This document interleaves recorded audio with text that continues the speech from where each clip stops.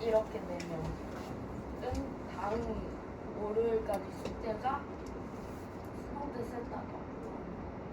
우리 반 애들만 그래요. 그 나이 라은이 수학이 찬욱이 다른 친구들은 내가 당연히 아닌 친구들이 있어요.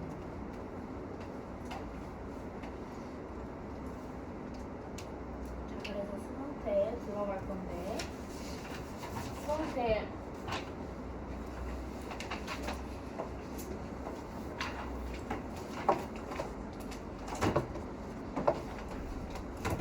내가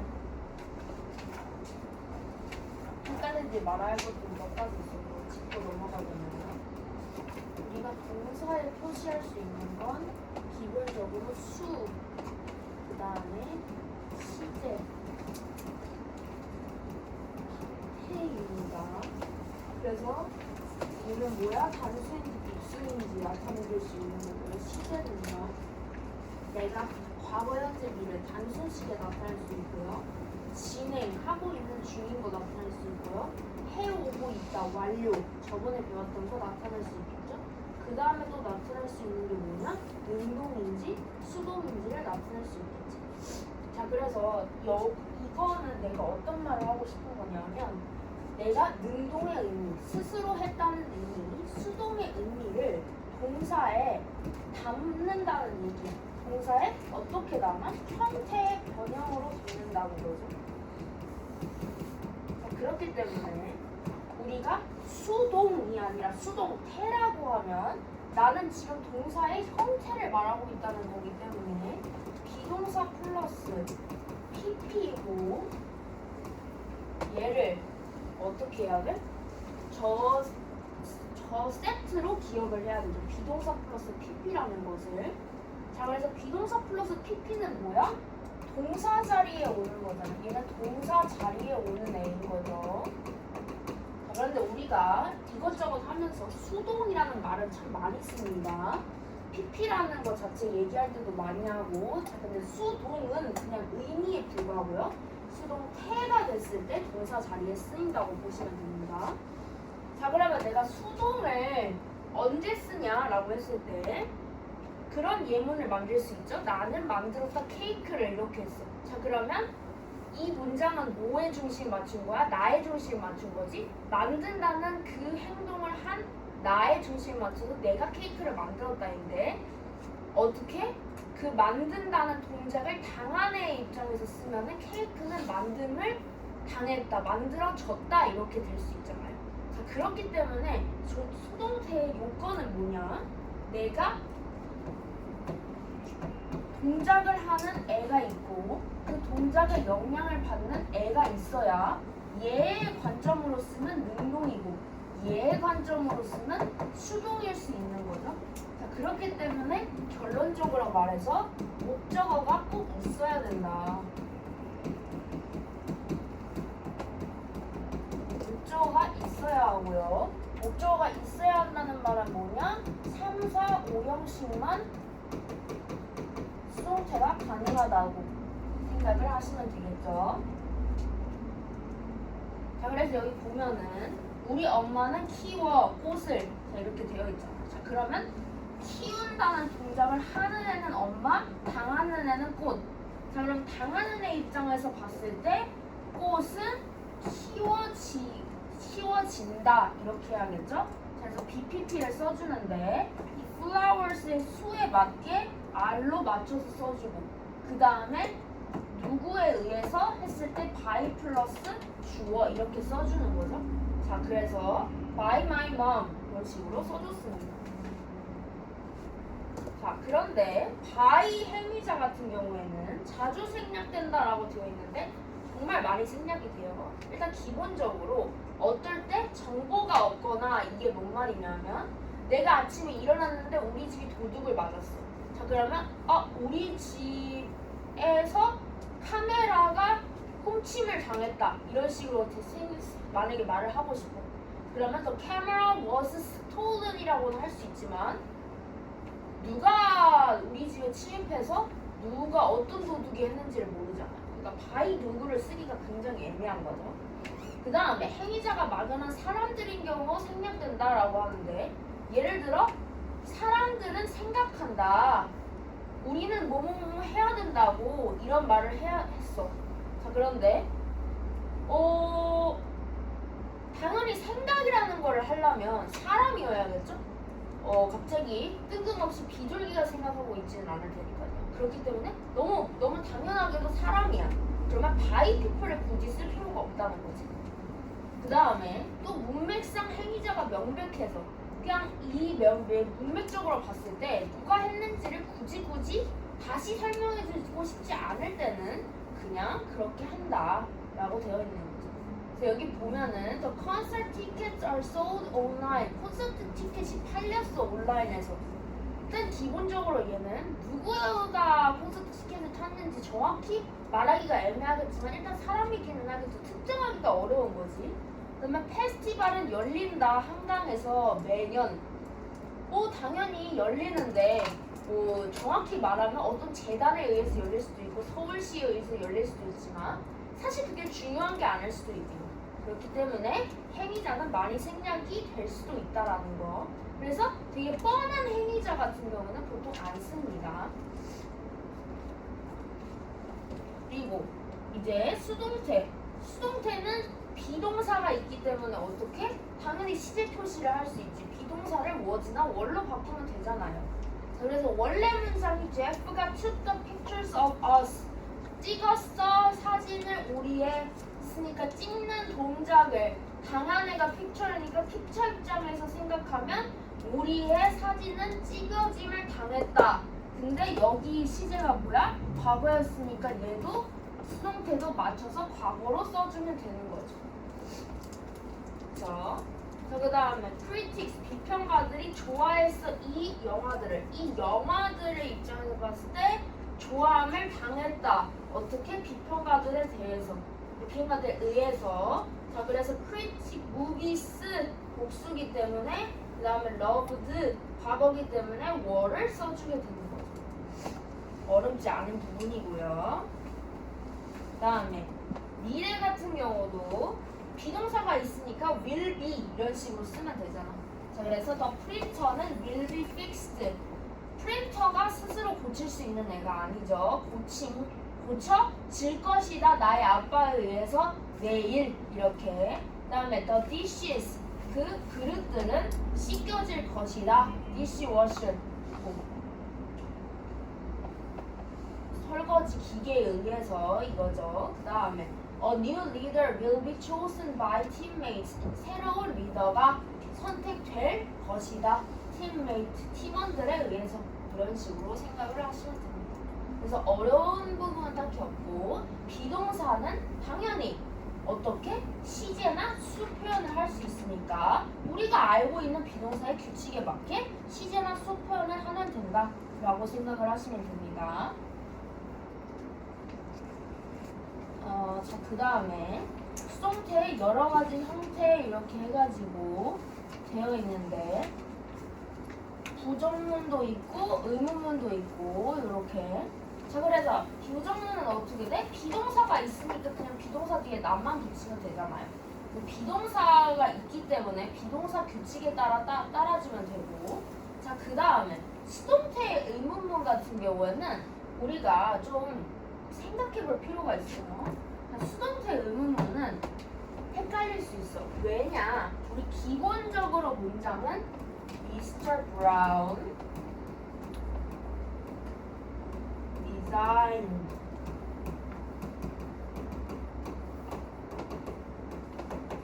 this building 이렇게 썼을 거란 말이지. 자, 우리가 원래 문장에 이렇게 된 거를 이렇게 수동태 의문문으로 고치세요 했을 때 여기서 그대로 고치려고 애쓰지 말고요. 원래 문장으로 바꾸세요. 미스터 브라운은 디자인했어 이 빌딩을. 자, 그 다음에 얘를 다시 수동태로 바꿔. 그럼 어떻게? This building 하고 시제가 단수니까 was designed by Mr. Brown 하면 되잖아. 그치? 그 다음에 얘를 의문문으로 바꾸면 어떻게 해야 돼? 비동사가 맨 앞으로 나가기만 하면 되죠? 그럼 was this building designed by Mr. Brown 이렇게 하면 되지. 그렇기 때문에 원래 일반 동사 의문문에서 바로 가려고 하지 말고 원래 문장을 한번 쓰고 수동태로 바꾼 다음에 다시 의문문으로 고치시는 게 실수를 줄일 수 있습니다. 그다음에 조동사가 앞에 만약에 붙을 경우 아까 뭐라고 했어? 조동사 다음에는 동사 원형이라고 했죠. 그렇기 때문에 비동사 플러스 pp니까 비동사 형태 그대로 쓰면 되겠지. 그래서 약속은 should be kept 지켜져야만 한다. The product cannot be delivered 운반이 되어지지 못해 until Tuesday 화요일까지. should the report 리포트가 제출되어야 끝내야 되니 금요일까지 이런 식으로 추가적인 의미를 표현을 해줄 수 있는 거죠. 그래서 수동태는 아무래도 비동사가 있기 때문에 크게 어렵지 않게 비동사가 원래 쓰는 뭐 부정문, 의문문, 과거 이런 거 조동사 그대로 쓴다고 생각을 하시면 됩니다. 다음에 아까 우리가 기본적으로 수동태 형태를 소개했을 때 나왔던 거는 주어 동사 목적어, 즉 그냥 목적어 하나만 있는 삼형식 동사를 얘기를 했던 거고요.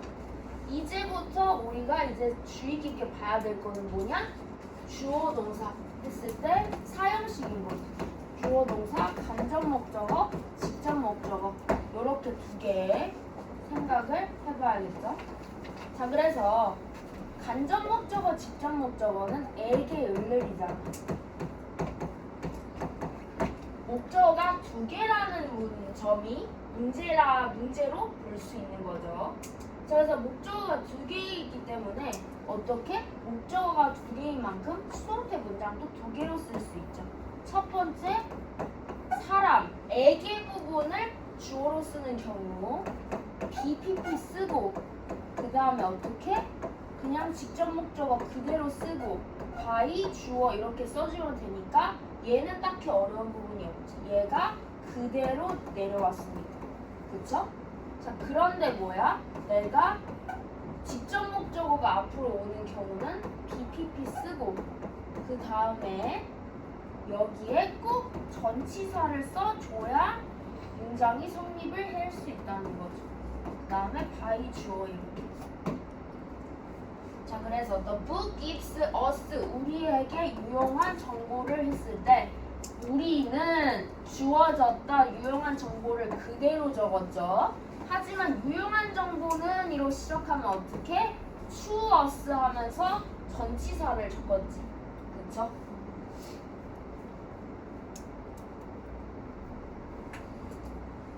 그래서 이 전치사 쓰는 거 오브 쓰는 애들이 ask나 inquire 이런 거 많이 쓰고 그 다음에 for를 쓰는 게 make, buy, cook cook이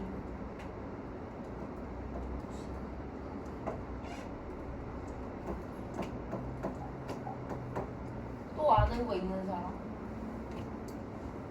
for 오는 것 중에 get 또 있나? make, buy, cook, get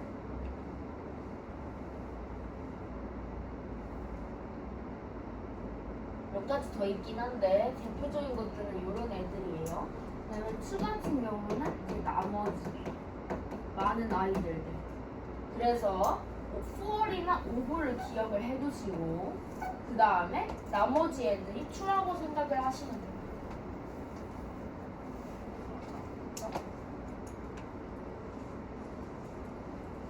이 for인지 over인지는 동사가 뭐인지에 따라 결정이 되기 때문에 암기를 하지 않고서야 문제를 풀 수 없는 부분이기도 하죠.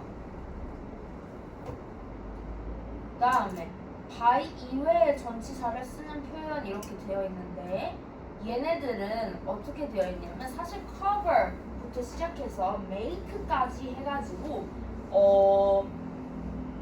능동으로 쓰지 않는 건 아니에요. 당연히 능동으로도 쓰여요. cover, fill, know, make 이런 애들 능동으로 많이 쓰이는데 요 표현들 같은 경우는 수동태로 아예 거의 굳어줬다고 보면 돼요. 그래서 해위자를 by로 쓰지 않고 다른 전치사로 쓰이는 거죠. 그 with나 at이나 in이나 뭐 for, of 이런 애들로 쓰이는데 사실상 요거는 이제 암기 필수라고 되어 있죠. 암기 필수입니다. 헷갈릴 수 있는 것들이 요 세 가지랑 요거 두 가지인데 known to 하면 누구에게 알려져 있다. 그래서 그는 모든 사람한테 알려져 있다라는 거.